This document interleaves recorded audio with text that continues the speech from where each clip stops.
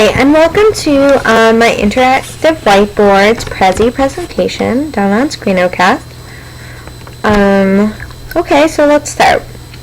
So some things I've learned with this unit is about IWBs, which is interactive whiteboards, and I found when researching that it's a relatively new phenomenon because the technology has just sort of recently been integrated into schools to use.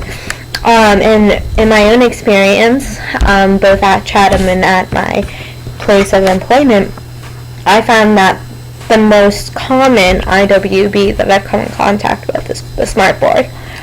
And a lot of the schools are funding these IWBs, so they're in every classroom that in my place of work, and in most classrooms even on the university level.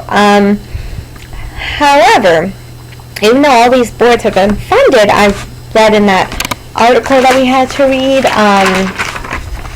Transforming Learning with Interactive Whiteboards Towards a Developmental Framework, that not only research has been done on this, so it's all this technology being thrown into a school environment, but yet teachers don't really know how to use them and the best way for students. So this IWB's introduction into the classroom has really been insufficient for the learners. However, even though this is the case, there are definitely possible positives of using or utilizing the IWBs. Differentiation with the IWBs touches upon a greater number of students. So this also if you have a universal design for learning, a UDL curriculum, this is perfect for it because IWBs lets the students interact with the board, so it's sort of a kinesthetic learning as well as a visual and audio, and they're great for that. It can be used as an assessment tool. I've seen IWBs where students vote on answers, and that was actually their grade of their quiz later on, and the quiz had videos and sound clips and primary sources on it, so it was great.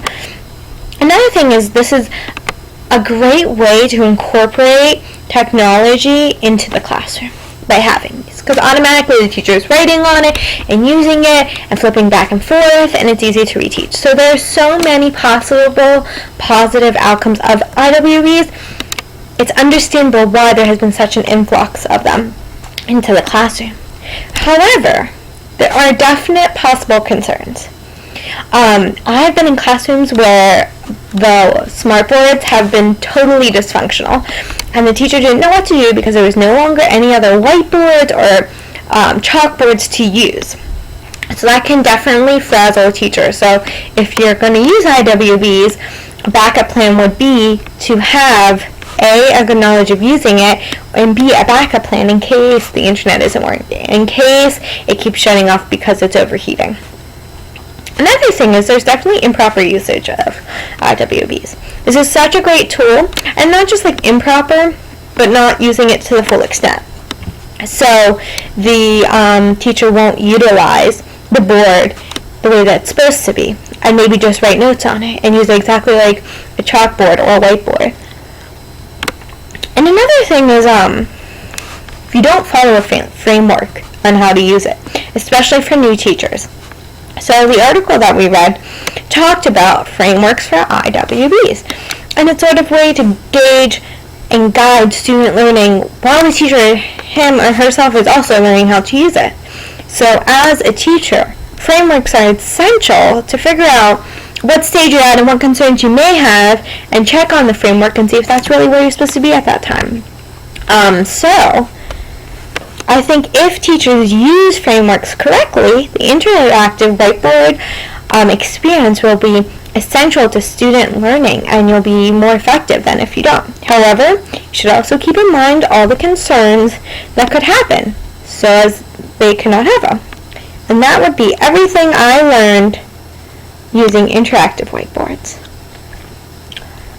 Thank you.